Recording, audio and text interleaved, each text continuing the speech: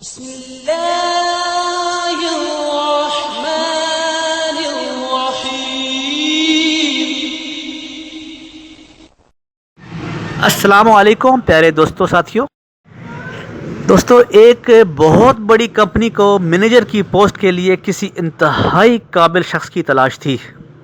تاہم پینٹ کوٹ پہنے ہوئے بڑے اعلیٰ تعلیم یافتہ امیدواروں کے درجنوں انٹرویو کے باوجود کوئی بھی امیدوار یہ نوکری حاصل کرنے میں کامیاب نہیں ہو پا رہا تھا۔ اس کی ایک خاص وجہ یہ تھی کہ کمپنی کا مالک انٹرویوز کے پینل میں خود بھی بیٹھتا تھا، اور جب پینل کے دیگر ممبران اپنے سوالات مکمل کر لیتے تو مالک آخر میں ہر امیدوار سے یہ سوال ضرور پوچھتا کہ اچھے مینیجر کی سب سے خاص بات کیا ہوتی ہے۔ تو اس سوال کے جواب میں کوئی امیدوار کہتا کہ اچھے مینیجر کو وقت کا پابند ہونا چاہیے، کسی کا جواب ہوتا کہ اس سے پروفیشنل ہونا چاہیے،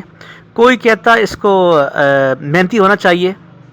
کوئی کہتا کہ اس کو تجربہ کار ہونا چاہیے، کوئی ذمہ داری کہتا، کوئی ایمانداری کہتا، کوئی اور بات بتا دیتا۔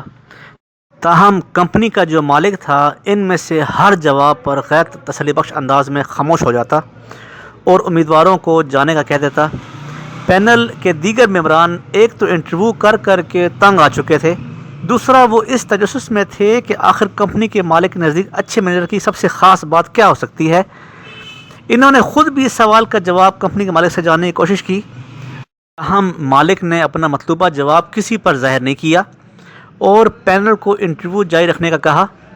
ایک روز ایک سادہ کپڑوں میں ملبوس ایک عام سا حلیے والا نوجوان انٹرویو دینے آ گیا۔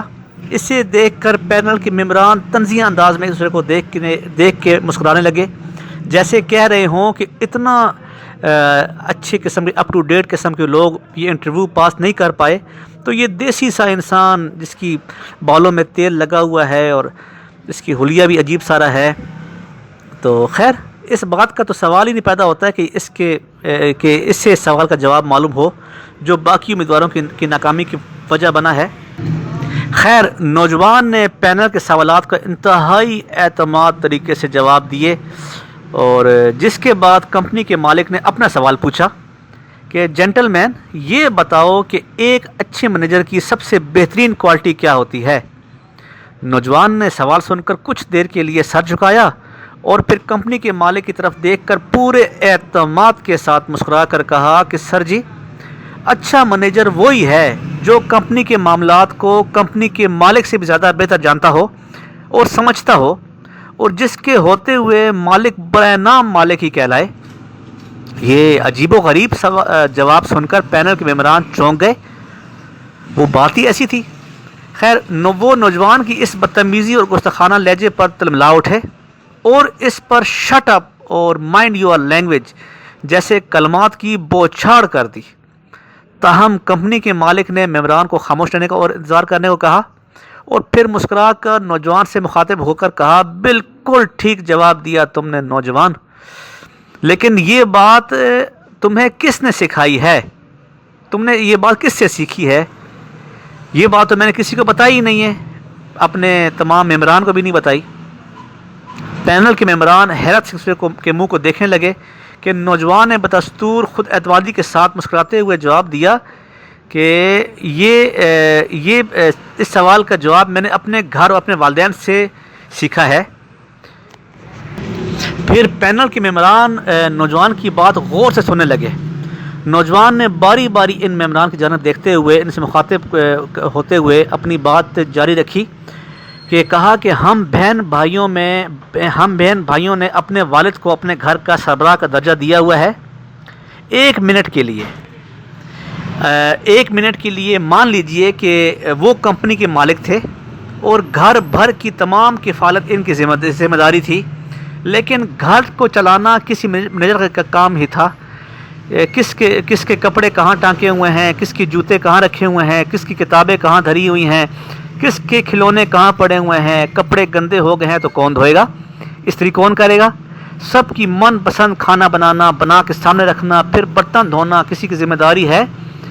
پھر گھر بھر کی صفائی، جھاڑو پونچھا، فرش کی دھلائی، رات کو سب کو سلا کر پھر آخر میں سونا، سب سے پہلے جاگ کر سب کو جگانا اور ایک ایک کو کھلا پلا کر تیار کر کے سکول بھیجنا، کپڑے پھٹ جاتے تو پیمن لگانا، بٹن ٹوٹ جاتا تو ٹانکا لگانا، بیمار پڑ جاتے تو پرہیز والا کھانا اور دوائی دینا، اور عید شادیوں اور پر سیر سپاٹے اور رشتہ داروں سے ملنے جلنے کے لیے سب کی تیاری، گھر میں دعوت پہ درجنوں مہمانوں کا کھانا بنانا، سر میں تیل ڈالنا، جوئیں نکالنا اور بخار ہے ماتھے پر ٹھنڈی پٹیاں رکھنا، مالش کرنا، کبھی کھیر، کبھی حلوہ، کبھی گجریلا، کبھی کھچڑی، کبھی زردہ، کبھی شربت، کبھی ابلے ہوئے انڈے اور نہ جانے کیا کیا کچھ۔ یہ سب کچھ مینیج کرنے والی میری امی تھیں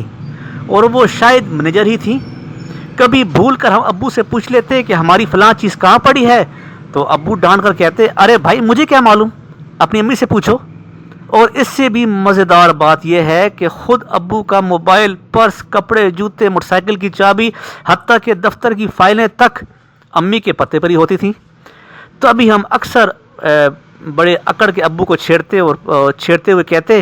کہ آپ تو بس برائے نام ہی گھر کے مالک ہیں، آپ سے کہیں زیادہ تو امی گھر کو جانتی ہیں اور سمجھتی ہیں۔ اور پھر ابو بھی ہنس کے اعتراف کیا کرتے تھے کہ ہاں امی کے ہوتے ہوئے انہیں کبھی کسی کی بات کی فکر نہیں ہوتی ہے،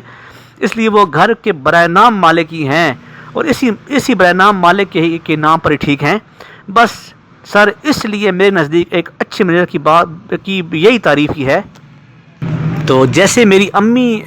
گھر کو مکمل سنبھالتی ہیں، انشاءاللہ آپ کی کمپنی کو بھی میں اسی طرح مکمل مینیج کروں گا اور سنبھالوں گا، اور میرے ہوتے ہوئے آپ صرف بس نام کے ہی برائے نام مالک رہیں گے، آپ پر کوئی ذمہ داری بھی نہیں ہوگی۔ تو کمپنی کے مالک نے تحسین امیز نگاہوں سے نوجوان کو دیکھا اور پھر پینل سے مخاطب ہو کر کہا، آپ سب نے اس نوجوان کا جواب سن کر اسے ڈانٹ دیا تھا، لیکن اب جب کہ اس نے اپنے جواب کی تشریح کی ہے تو مجھے امید ہے آپ سمجھ گئے ہوں گے کہ اس کے جواب کے پیچھے اس کا مشاہدہ بھی ہے اور عمر بھر کا تجربہ بھی ہے اور ایک ٹھوس نظریہ بھی ہے۔ مجھے بھی ایسے ہی مینیجر چاہیے تھے جس کے ہوتے ہوئے میں برائے نام مالک اور بے فکر شخص بن جاؤں۔ اور یہ کہہ کر کمپنی کے مالک نے نوجوان کو مینیجر کی پوسٹ کے لیے منتخب کر دیا اور مبارکباد دیتے ہوئے کہا کہ یہ لو،